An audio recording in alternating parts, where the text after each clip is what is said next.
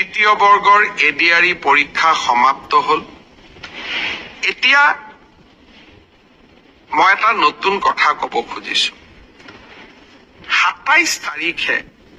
সেৱাক আপোনালোকে আবেদন কৰিব পাৰিব মাত্ৰ 50 টকা দি যে আপোনালোকে যিখন OMR শীট লিখিছিলে সেই OMR শীটৰ এটা ফটোকপি আপোনালোকক লাগে বুলি অৰ্থাৎ আপোনালোকে লিখি থৈ অহা OMR শীটখন 27 তাৰিখৰ পৰা সেৱাৰ কাৰ্যালয়ত আবেদন কৰি সেৱাই তাৰ ধুনীয়া বিজ্ঞাপন দিব কেনেকে এডভাৰটাইজ কেনেকে আবেদন কৰিব লাগে আপোনালোকে চেণ্টাৰত জমা দি থৈ অহা OMR শীটটো এইবাৰ আপোনালোকে 50 টকা জমা দি সেৱাৰ পৰা লৈ আহিব পাৰিব ফটোকপিৰ খৰচ 50 টকা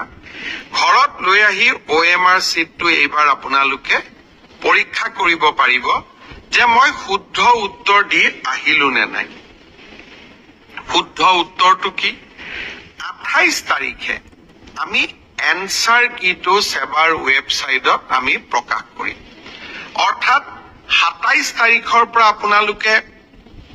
OMR শীটখন আবেদন কৰি সেৱাৰ পৰা ল'ব পাৰিব 28 তাৰিখে সেৱাৰ ৱেবসাইটত এনসাৰ কি প্ৰত্যেকটো প্ৰশ্নৰ উত্তৰ কি হোৱা উচিত তাকো আপোনালোকে চাব পাৰিব অৰ্থাৎ ঘৰতে বহি মইনো কিমান নম্বৰ পালো OMR শীটখন হাতত উলিয়াই লওক এনসাৰ কি লগত মিলাই চাওক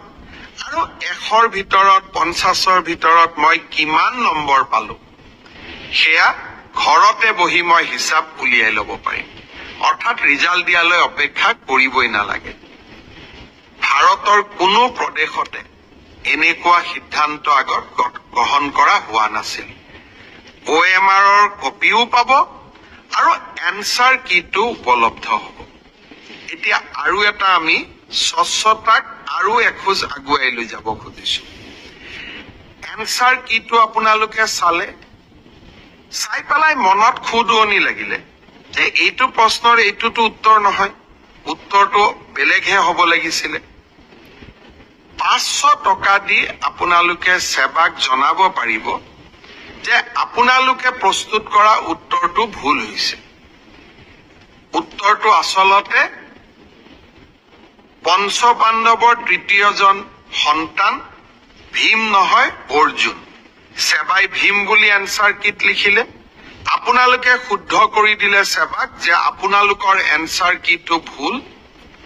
আসলতে পঞ্চপাণ্ডৱৰ তৃতীয়জন অৰ্জুন অৰ্থাৎ